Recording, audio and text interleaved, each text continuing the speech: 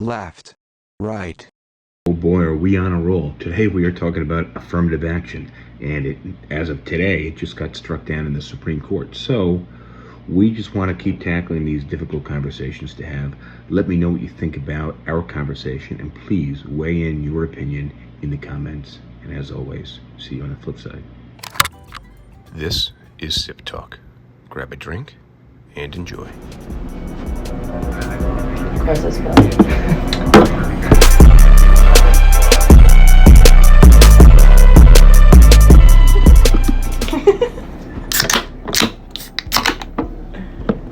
Cheers. Cheers. Cheers.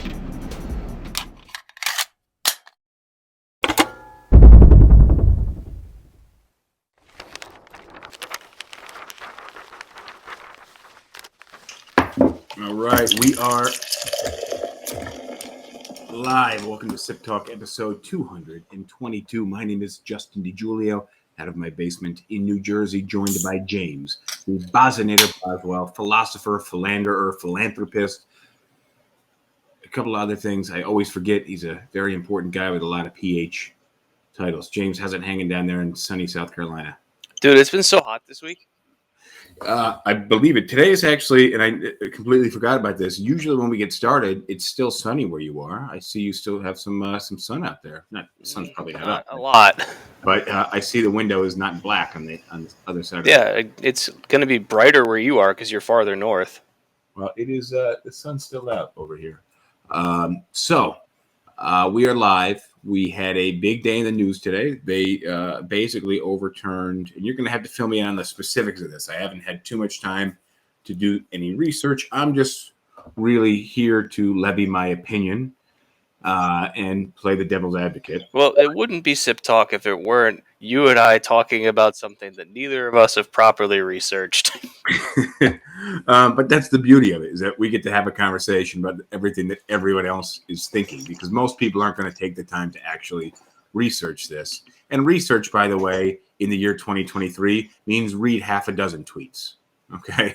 And probably not even read the comments underneath the tweets. That would be extensive research. Say hi to Lisa. Hello, Lisa. Nice to have you here. Hopefully we don't piss anybody off today while we talk about affirmative action. And that is today's topic. So can you tell me the specifics of what they overturned today? Well, and basically, what do you know about affirmative action as it's been up until now? Well, for the past 60 years or so, the government has allowed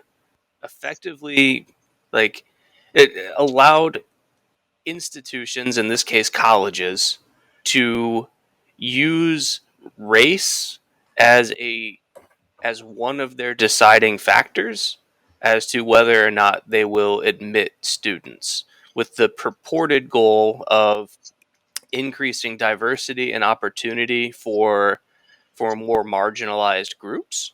Well, it's meant to be also inclusive rather than exclusive. You can't say we're going to use race as a metric and we want all white people. That would be it would be use of affirmative action.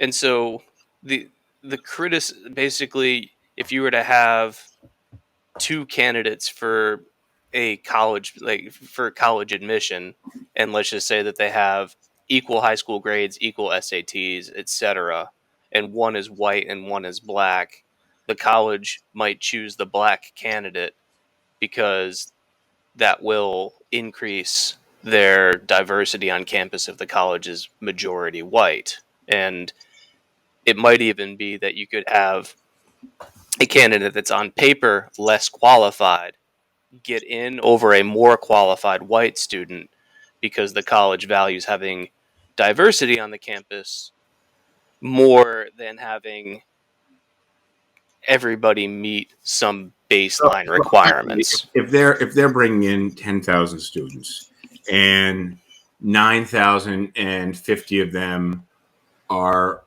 white with a 4.0 high school GPA, and let's say 1,400 SAT, and 1,400 SAT, and then 500 of them are black with a 4.0 GPA and a 1400 SAT.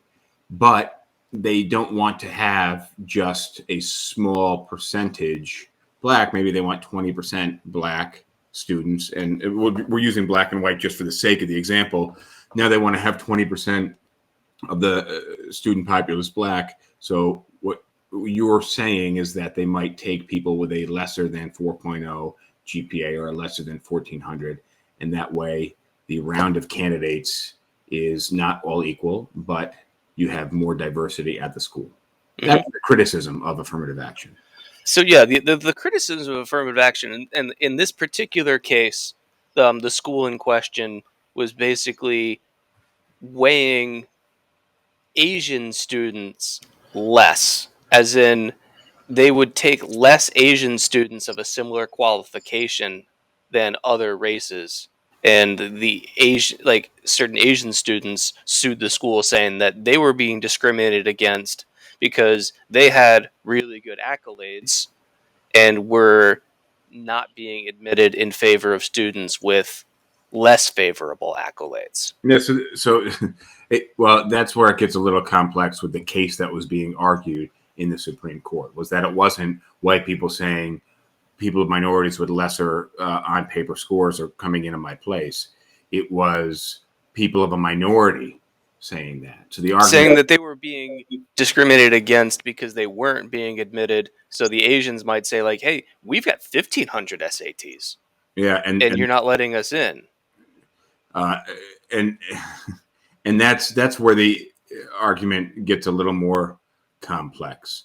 And like the school would probably say like, if because like especially like children of Southeast Asian descent, like if you look at just the metrics, they tend to score the highest in standardized tests, the highest in SATs.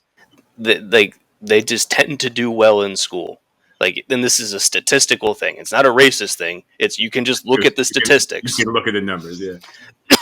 And so the school basically said, if we went purely by the numbers of scores, we would have too many Asians at the school, and it wouldn't be diverse because it would be an entirely Asian school because all the top, like the majority of the top students in this country are Asian. It was the school's argument, and so we have to exclude some of these Asians, even though they're more than qualified to go here, because we want to have a diverse campus. But I think evidence shows that they were knocking off more Asian students than they were white students of whatever caliber, and that's but again, it's at times it feels to me very silly to be still having conversations about race, and at times it seems very relevant. But I think for the most part, where we are in the year 2023 is a very good place, and I think that most people would argue racially among and many other sectors, not just race, we're probably doing the best we've ever done. Okay. Whether you talk about LGBTQ rights or women's rights or different minority rights, in most cases, we're in a much better place as a country and throughout the world. But what we're it doesn't mean we don't have work to do. It doesn't mean that we don't have work to do. But what we see is, and there hasn't been as much liberal backlash on this than I thought there would be. I actually listened to an NPR podcast on my drive home about this, and it seemed kind of right down the center. And NPR for the last 5, 6, 7 years has been trending very liberal. So I was really surprised how kind of straight down the center the podcast episode was. Two things. Yeah. First, I want to say hi to Lorena Satal. Thanks for joining us. Hi, Lorena. And anybody that's listening, if you got opinions on this, pipe in. We'd love to hear some other thoughts on this. But to kind of guide this. Hold on that. Just so you guys on TikTok and Instagram know, we can't see your live comments. So if you want us to read your live comments, I see you guys like on Twitch, TikTok. YouTube. You got to go to Twitch, Twitter, YouTube, or Facebook. Search Justin DiGiulio or SipTalk Podcast, and you'll find us live. And you can comment and you can join us live. If you are not watching us live, you're watching us in post-production. Don't forget to give us a thumbs up or a couple of stars. Even if you give us 1 star out of 5, we'd still be happy to know that you are watching. So we'll take what we can get. Don't do that. It was a joke. Sorry, go ahead. The first question, and these are like more philosophical questions about this, but like, first of all, what is the value of having a diverse campus? And two, if there is value in having a diverse campus, how should colleges go about achieving that goal? Okay. And like, I want to, and one thought enters my mind, and this is a person whom I've lost a lot of respect for over the years, Malcolm Gladwell. But in Really? his, yeah, he's become like just this really kooky dude that has some terrible opinions about things. Like, for example, and this was right at like the start or like the midst of COVID, there was a writer for the New Yorker magazine that, they're doing a remote call, like a Zoom call, to talk about articles or whatever else. So it's a professional work meeting, right? Mm-hmm. And one of the writers or one of the editors like starts masturbating on the call, Okay. and he got fired, Okay. which shouldn't be surprising to anybody. Clearly. Malcolm Gladwell came out saying he shouldn't have been fired, like defending this behavior. I don't want to get into that. I'm just going to say that that's one example why I've lost a lot of respect for Malcolm Gladwell. However, in his book Outliers, he talks about how like having a really high IQ like has diminishing returns. And I'll give you an example. And I'm going to make up some numbers here just to illustrate my point. But let's just say you want to go to law school, right? And to succeed at law school, you need to have an IQ of 120, right?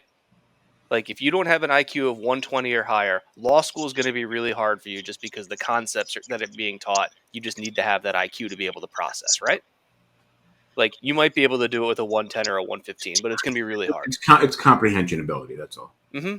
But so if you have someone that's an IQ of 120 and you have an IQ and you have somebody else that's an IQ of 140 and they're both in law school, like the person who has the IQ of 140 is not going to do markedly better than the other person, than the 120. So his point is that when you look at like affirmative action things where, let's say you've got a school and you're admitting, again, let's say you're admitting white students that are 140 IQ, and you want to bring in black students, you have affirmative action, and some of those black students might only have 120 IQ.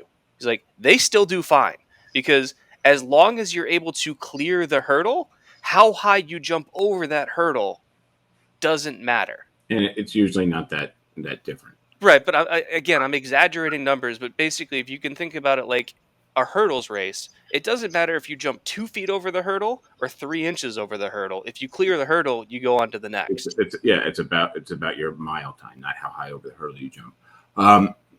So the two things you brought up, and there's one thing I wanted to mention also. You said the two things you wanted to note. What's the value of a diverse campus? And if we find it valuable, how do we go about getting there? So what I learned today is that the vast majority of public schools don't really use affirmative action. Most of them just take everybody that they can get. It is generally the elite private universities that have so many applicants that apply, they can't take everyone, and they have to whittle that number down. And you're talking about schools that have like a 5% admission. I mean, effectively, if you have 10,000 student positions open and you have 9,000 people apply, you just take them all. You're not taking one person over. This doesn't really matter for community colleges or state universities where like the requirements are pretty low to get in and like the rejection rate's really low. But if you look at like Harvard, for example, I think their acceptance rate is something like 5%. So, but yeah, we're talking about elite universities that have way more applicants than they do positions open or seats open.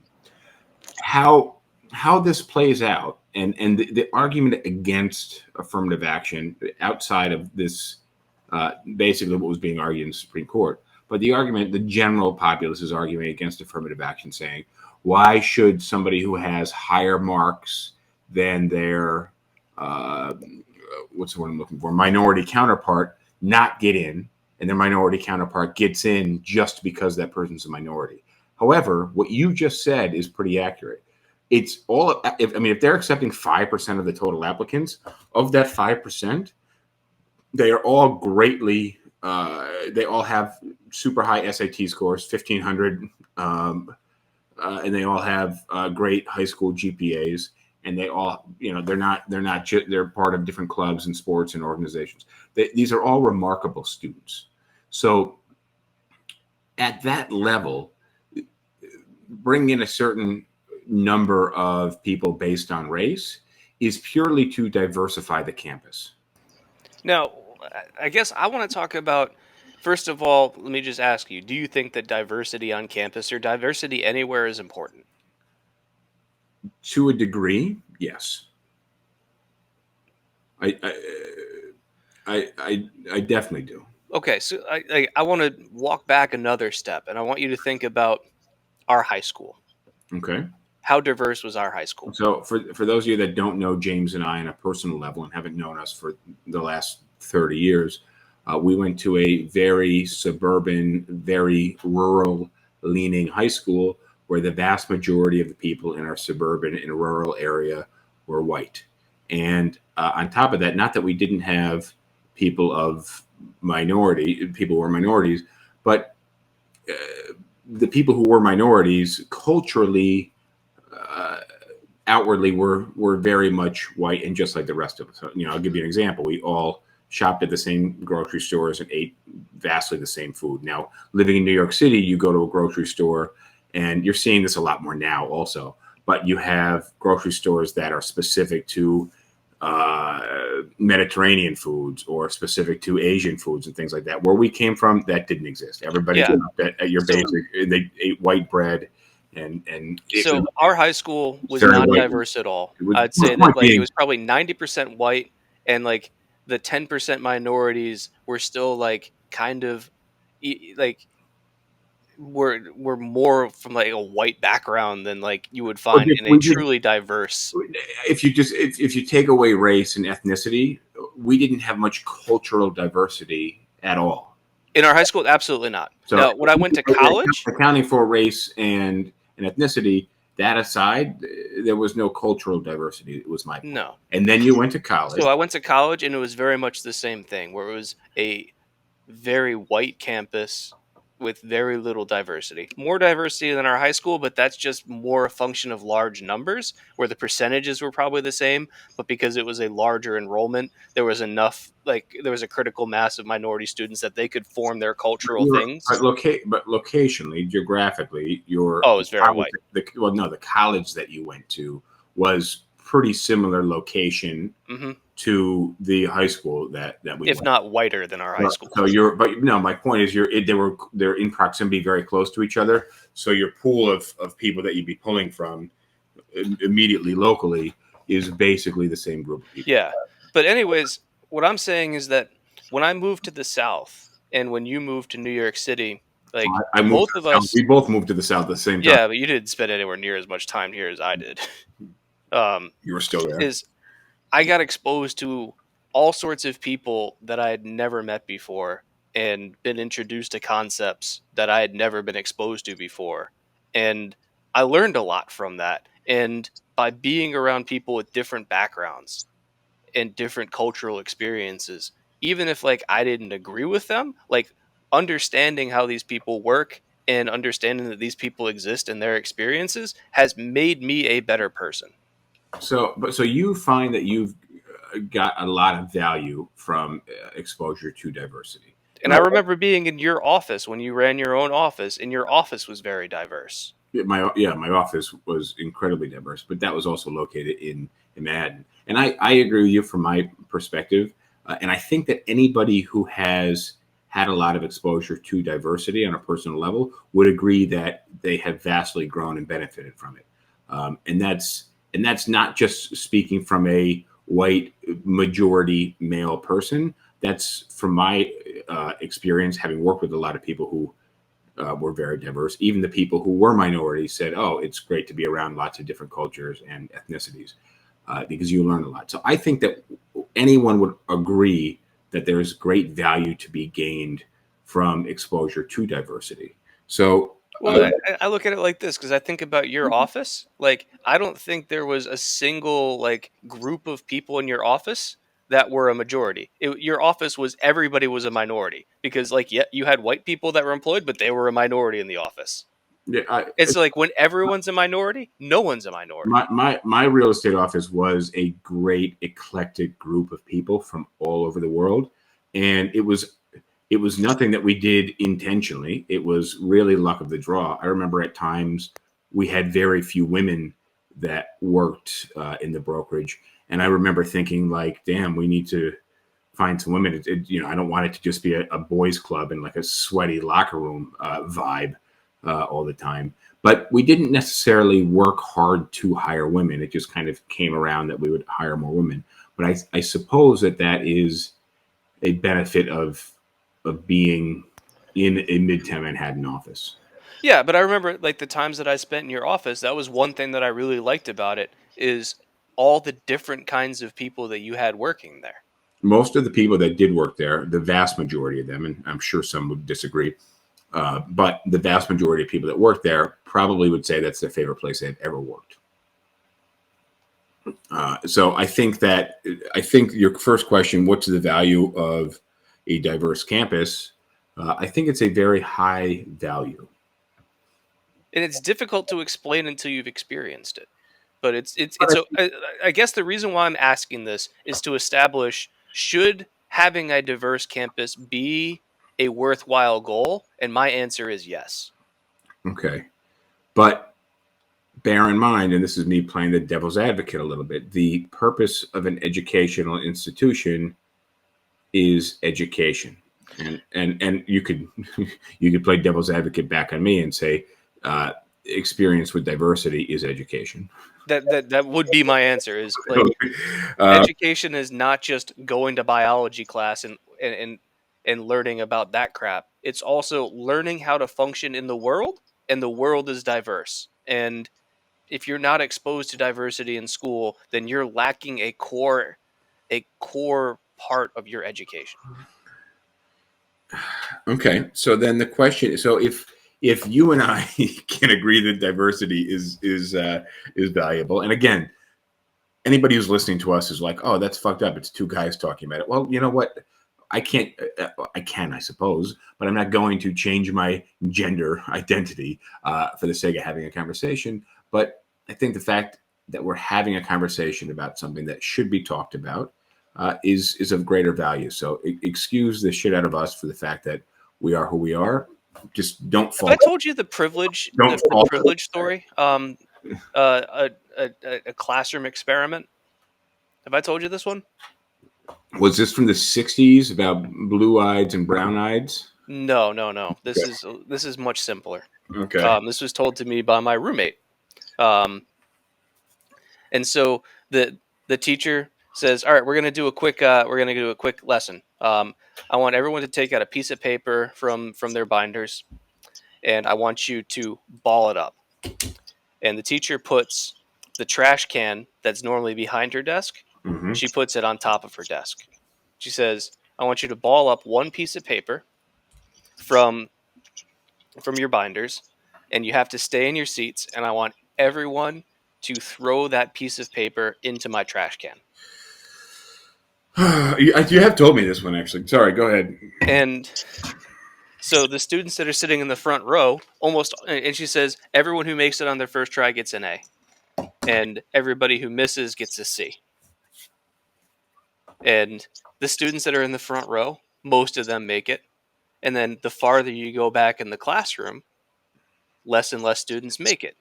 Makes sense, right? Mm-hmm. And so the students in the back of the classroom are like, how is it fair? The people in the front row got an easy shot, and I had to make it from like 25 feet. She says, all right, let's talk about privilege. Okay. And how does this relate back to privilege today? When you're sitting in the front row and you say the assignment's the same for everybody, make the shot. My question to you is in application, in reality, when it comes to college admissions, who's in the front row? Most of the time, white students and Asians. That the system, in the United States is still built to benefit white people. But again, I think it's super important that we drive the point home that seats aren't being taken from white students who are more highly qualified and given to minority students. Okay, you have a pool of equally qualified students, and they try to include diversity in the school. But this is only for a small fraction of universities. The vast majority of public universities do not have this issue. No, but for the elite schools, and the thing is, where people take issue is when schools would use race as a criteria as to whether or not they would admit somebody, and it would be either to favor a underrepresented group or to disfavor an overrepresented group. Let me ask you this, and maybe I'm getting ahead of myself in this conversation way too quickly, but we've just agreed that diversity in school is a positive thing.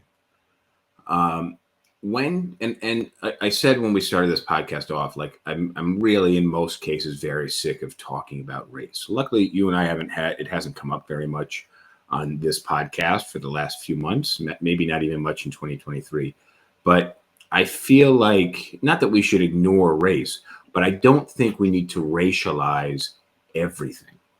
And so my question to you, and it's nice not to have talked about race for a while. My question to you is, when do we get to the point where we're not breaking people down by race, where everything you want to do, you're not having to check off your race on, so that it can be accounted for? I don't know. Now I feel like if you sign up for some sale at a website, they want to know your race is. And to me, it's just like, I just want to buy some fucking shoes, man. Why do I have to tell you my age, my race, my income level? Like, what do you need all this information for? Just fucking let me buy the shoes. Well, yeah, it seems like it's everywhere. We just agreed that having a diversity component is important. I'm going to answer your question by saying never, because like race and cultural heritage and cultural experience are so kind of entwined that until the world becomes completely homogenous, then considerations about race and cultural and socioeconomic backgrounds and stuff like that are always going to play a role. We just got two great comments from Liz Ninebeth, 3. Liz 9. It's Elizabeth. Okay. And then Creechus 104. So Creechus said, well, because Asians are the one who are really interested to learn, my opinion. So what they're saying is that Asian people, they want to learn. Okay.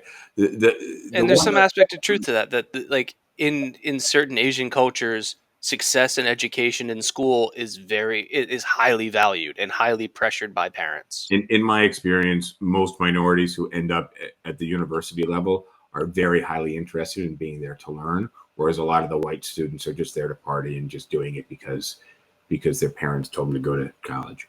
But the next comment is what Elizabeth said. She agreed with Creechus and said Latin people too.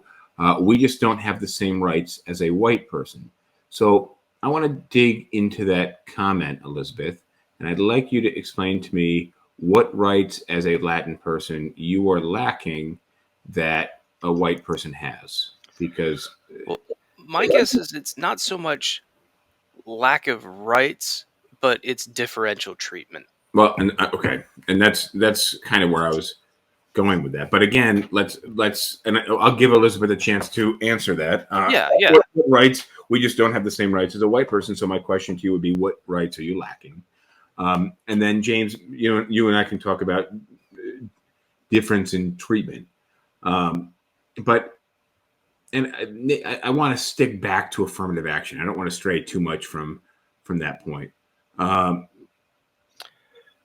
So Jessica says it's true. I went to the forever college student, the party forever college student. So yeah, like I remember in my college experience, like very few of the minority students like partied. weren't showing up to class because they had partied too hard the night before. I'm not saying they didn't party. I partied with some of them, and they were great. But like the people that I knew who failed out of school because they were partying too much and not doing their work and not showing up to classes, all of them were white. Exactly. Yeah, and that's what I was getting at. So, I think I will say, and Elizabeth, we are still waiting on your answer. What rights does someone who's Latin? She said, white person gets treated better than other races. That's differential treatment, which I would agree with. But I'd like to cite some specific examples, really. Okay. Fuck, I totally lost my train of thought, but before that, but bring me back home, James. Well, the whole diversity thing, like we're really stuck on the second part of my question, which is How do we include diversity? how do you achieve diversity on campus without excluding or taking away the rights of other people? And that's where things get sticky, because you could say, like the Asian students who brought this lawsuit to the Supreme Court, you could say we're better qualified than some of the people that you're choosing to let in.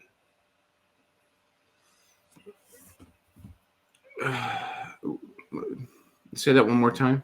The Asian students, effectively their argument was, we are better qualified than some of the students that you let in over us. So, but that goes to how high over the hurdle do you need to jump, right? And we both agreed that as long as you're clearing the hurdle, you're going to be able to compete in the race. It's not necessary. And again, when we create an entry based off only these certain metrics, SAT scores and high school GPA and high school athletics and the number of clubs that you were in high school, whatever it is, and that's what Harvard was doing. They were doing a personality score, effectively, right? Are you familiar with this? Mm-hmm. All right, we'll have a short specific. We'll have a specific example from Elizabeth shortly. And Kreitcha says you are correct. Education in Asia is really important, and to be proud of that, they graduate with career and can be competitive in terms of career-wise, aiming to be more successful. Well, you can see it when you look at like the state exams that they hold in like China or something like that. Like one state exam basically determines your entire future, and so students go so hard on studying for this one exam because that's going to determine the school that you go to next, and the school that you go to next determines your career and therefore your earning potential.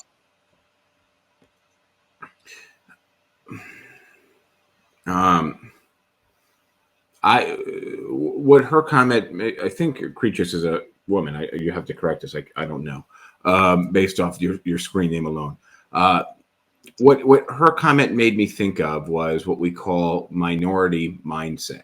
And the minority mindset is the mindset of most people who are minorities, who tend to work harder, save more.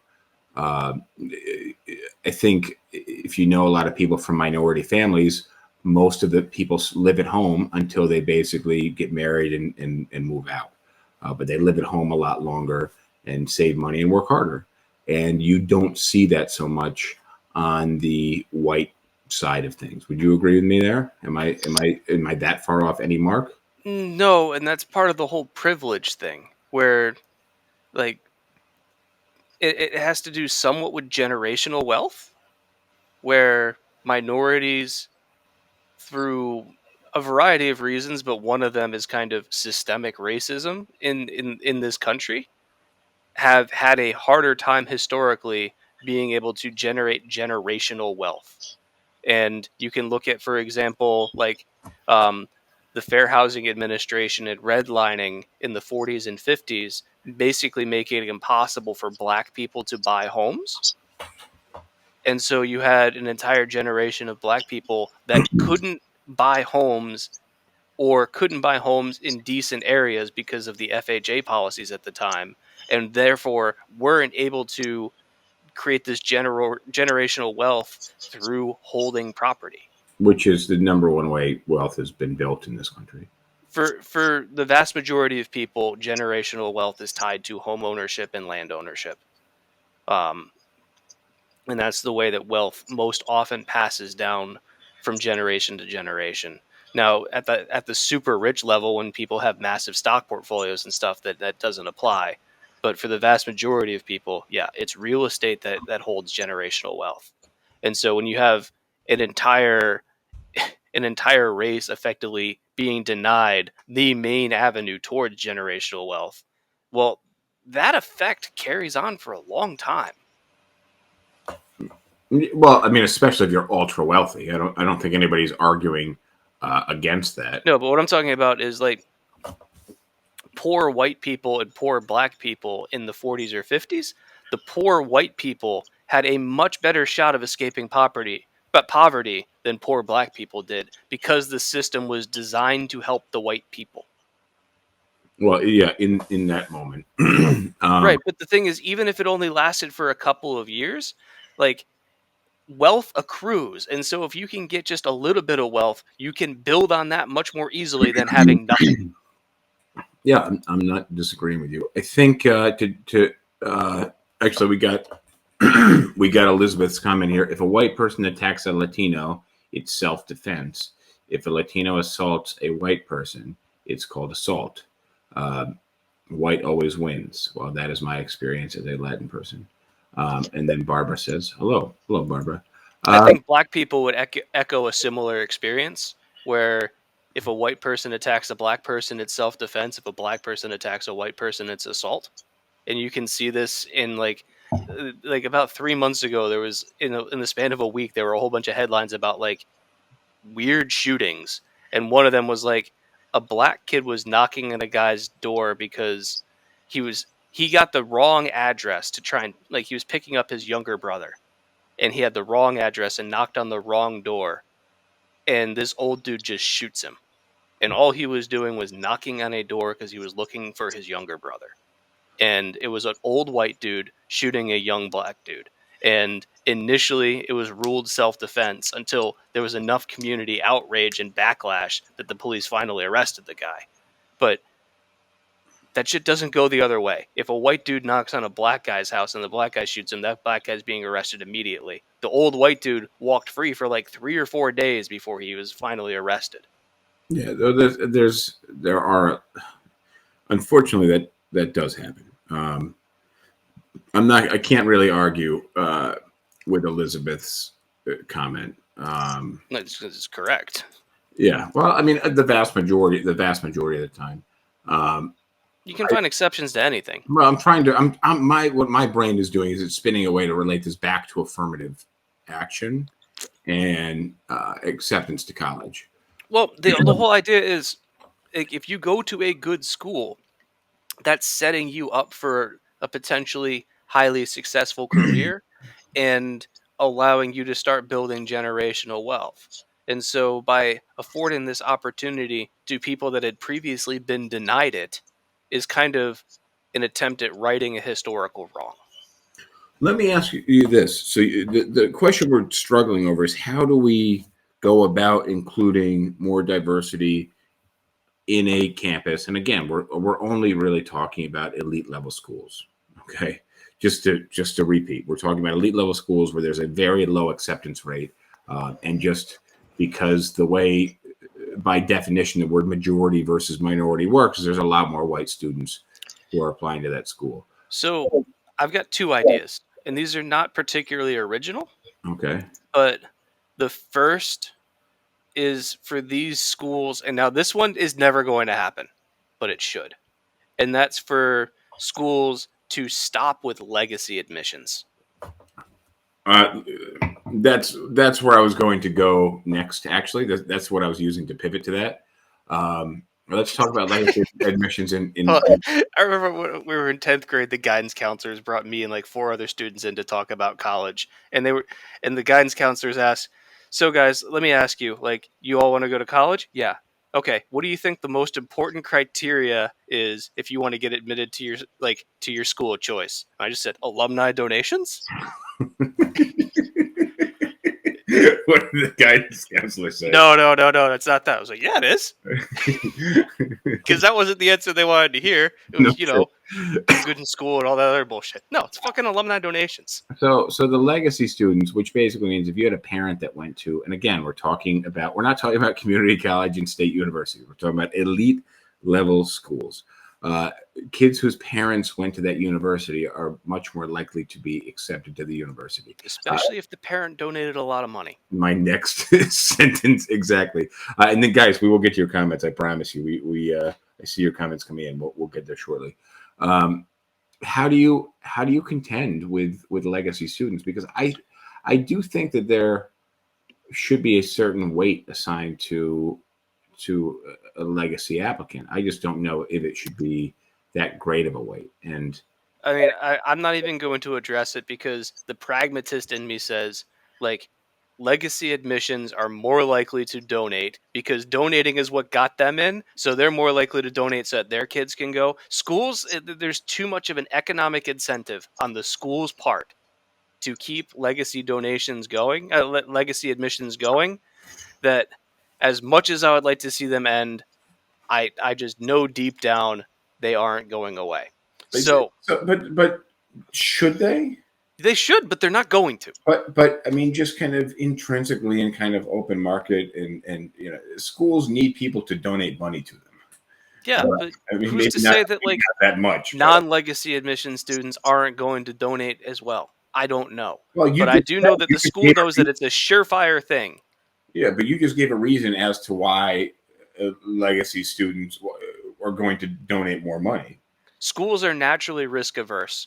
They would rather take the legacy student that they know is guaranteed to be donating in the future versus a non-legacy student who is likely but not guaranteed to donate. Schools are businesses as well, right? They have to make money because they spend a lot of money, and they hire a lot of people. They have a lot of people that they pay salaries for. So schools do have to make a lot of money. I think, we're not. I don't think we have the time today to get into endowments and no, but the two solutions I have, one of them I recognize isn't going to happen. The other one, in terms of how do you achieve a diverse campus without when you're no longer allowed to select for race, is you need to start selecting for socioeconomic background.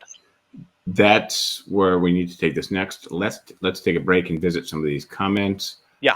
I'll hit the ones in the right column here through YouTube. Jessica said, Lisa saw the story. Jessica said, this is like the 70s show. You have to elaborate on that. And then on the Instagram chat, which is being fed to us, how about Asian attacked by a black man or black woman? How would you call it? And then Josh Elstein says, if a white person steals from a store, he is going to jail. If a colored person steals, they won't even get arrested. And he put in parentheses, in California. That's also very much the case in New York City. I almost took a picture this morning to use on this morning's podcast, but there was a bum. We don't use this term anymore. I don't know why. But there was a bum sitting on the sidewalk outside of Macy's with some tattered sweatpants on and nothing else. So no shoes, no shirt. And he was smoking what looked like a 3/4 cigarette that had been stepped out on the ground. And the guy was a pretty smelly dude. I could smell him half a block away. And there was two police officers just kind of trying to rationalize with him, like, hey, buddy, like maybe you step out, stand up and maybe not sit on the front steps of Macy's because you're like, it's not a good look. I don't know what happened because I didn't stick around, but I do see this happen all the time. And the police, for the vast majority of the time, don't touch these people whatsoever. Well, think about it from the perspective of a police officer. Sure. Do you want to be dealing with this shit today? No. But I'm not saying it's right. I'm just saying, understand the motivation here. I agree. The police don't want to deal with it. Had I taken out my camera and taken a picture or taken a video, the police would have been like, "What the fuck? Like, what? Now we got to be even more extra careful." Um, but this is a mentally ill person, probably, or someone on drugs. Obviously, someone who's homeless. But it was a bad look, and the police aren't able to do much about that. And even if they do, the person goes into jail for the day, goes through the system, and comes back out the next day. Not going to show up to their court case. Like it just is what it is. And so, I mean, in that respect, and I think maybe this is what Josh is getting at. In that respect, minorities have maybe some more rights. What we've been seeing a lot happen in New York City, and especially in California, are people that just go into stores with duffel bags and fill them up with products and goods and just run out of the store. And the security guard is not laying a hand on those people, and the police aren't pursuing it because it's a tough crime to pursue. And we're seeing that happen a lot. A lot of drugstores I noticed in Midtown were shutting down. After trying a number of loss prevention tactics, like putting guards over all the deodorants and the toothbrushes and things like that. But there's a lot of theft that happens in those stores. Am I missing anything comments wise? We got 2 new ones. Okay. So Josh says, what's the issue with donations and privilege associated?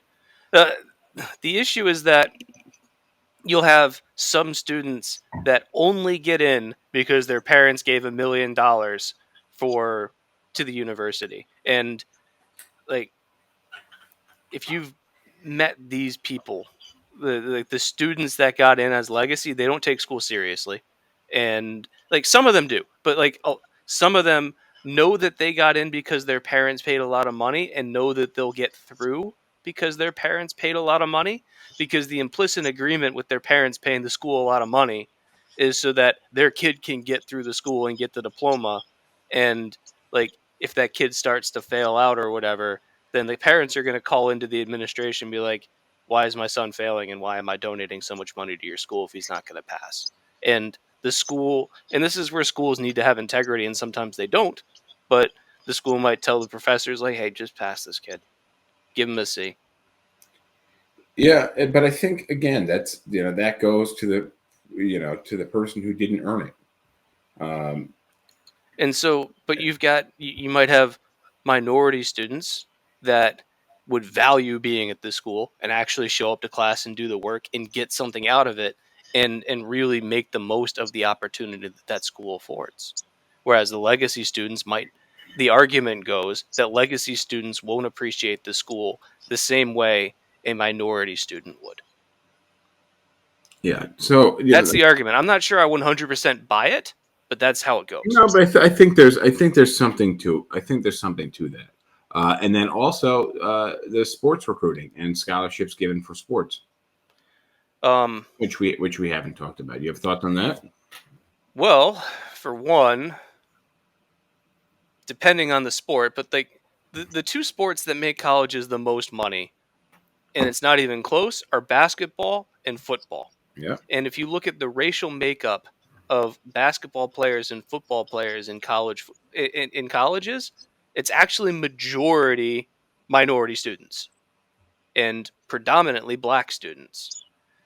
And so the issue there is you can look at, and like North Carolina has been really bad about this in terms of like the students that are in the basketball program or the football program, like basically get to take classes that nobody else takes, where all they have to do is show up and they get an A. Mm-hmm. And so at some of the elite athletic institutions, or institutions that are known for having an elite program in either basketball or football, that there's a perception that a lot of the members of the football team or the basketball team aren't taking the same kinds of classes as everybody else. Now, there are certainly exceptions, because there are some there's some like minority students on the football team that have like a 4.0 GPA in like quantum physics or something like that. So there's certainly students on these teams that do extremely well academically, but then there's other classes that some of them are taking where like They basically they have a teacher's assistant do all the work for them because they just need to because the NCAA requires that they take classes. They need passing grades and they have to take classes. We talked about this in our Olympics episode when we talked about suicide rates in the Olympics, that if you're going to be excellent at something, that you're probably making some sacrifices in your life. And if you are going to be an excellent athlete, then you're making sacrifices because you're spending so much time and energy and mental energy on the sport. Now, when you're spending time, it's taking away from your studies. When you're spending mental energy, it's taking mental energy away from your studies. So your studies are likely to suffer a little bit or a lot of it.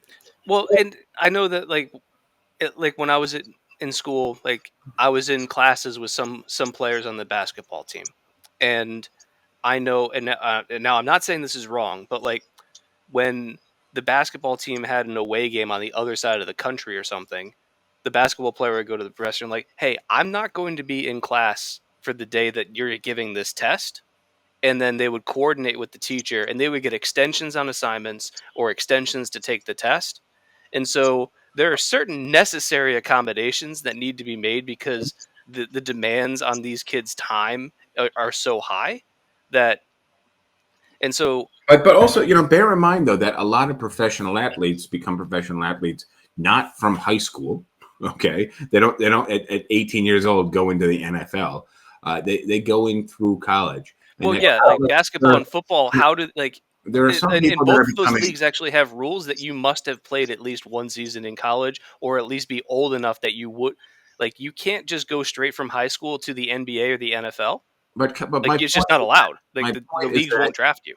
my point is that college isn't solely for academics. Some people go into a college because they want to be nuclear engineers and they need to have that education. Some people go to college because they are great football players or otherwise great athletes, and that's their goal. So they have a baseline. But for Harvard to not say that we want to have some great rowers because they're not great at quantum physics, that just wouldn't make sense. Well, it depends because like if you look at a school like Yale or Harvard and you look at their basketball team or their football team, like that's all why of the students that are on the Yale football team, Yeah. all of those students are actually doing really well academically, But which the is why football Yale team- never competes for a national title. That's my point. That's why I went with rowing. By the way, But it's actually the same for rowing or anything else. Is like at like the Ivy League schools, they're not admitting students that can't do high academic work along with high athletic work. But It's the again, schools because like but again, they're turning away 95% of the people that apply for the school. right. So they have this pool of people that they can choose from who are effectively the elite. So let me throw this idea by you because we got about 7 minutes left. How do we? So you and I can agree that diversity is of value, and I think most people would agree with us. The question we ran into is how do we go about including diversity in a college campus, in college admissions? What metrics can we bring people in on where we're turning a blind eye to race, but we're still accounting for it? So in the wake of this latest Supreme Court decision, there were two exceptions that were carved out in the majority opinion. The first was that basically all military academies are exempt from that. That's not the one I'm interested in. But the exemption that is interesting is that schools can weigh mentions of race in the college application essay. So if the college application essay, like, I don't know, let's say there's 10 different topics that you can choose from, and one of them somehow mentions race in like the topic of like discuss like an experience with racism in your past or something like that. Like if the student chooses to write that essay and the college reads that essay and says, okay, they talked about their race, like you can use race when it's discussed in a college essay as a admission criteria. So that's one potential out. Okay. But that still doesn't really. How do we end up with a diverse student populace if the vast majority of students applying are majority white students? and in some cases, majority Asian students. How do you end up with a diverse pool of students in that school? Well, the whole socioeconomic thing, where you could, on the college application, you're going to see, generally you're going to be able to figure, like, if they're applying for student aid, you'll be able to see it straight away, like what the family income is. So okay, but now you're effectively just saying that minorities don't have as much money, and Well, the statistics say that that's actually true. okay, sure, but that sounds like another measure of race, and also a very racist measure of race. If we're going to let people who are poor in because we know that minorities have less money, to me sounds almost more of a racial approach, a racist racial approach. Now, again, there could be correlatory evidence and statistics. Well, it's again, it's a correlation, not causation. It's not because you are a minority you will be poor. It's if you are poor, you're more likely to be a minority. Okay, but I don't think that necessarily is going to directly account for diversity on a college campus. So I still think we need a better metric. You know what I'm thinking actually. Hmm? We already did an AI episode. I feel like if we waited a couple of years and just plugged this into a chat GPT like AI, we would get a very clear answer on this one. I don't want our AI overlords making any decisions for us. I don't trust them. We get like 3 minutes left, but That's my roommate's biggest fear, actually, is like the robot apocalypse. whether he watched The Matrix or Terminator too many times, we cannot end on AI will solve this problem for us. We may No, not. that's a terrible answer. We may not be able to solve it by the end of this podcast, but we cannot end on the note AI will solve this problem for us. Man, what? I'm kind of out. This is a complex issue. I don't necessarily think affirmative action was the best solution. It carried us for many decades, roughly 60 years, and it got us in a better place. And I do think that striking down affirmative action is a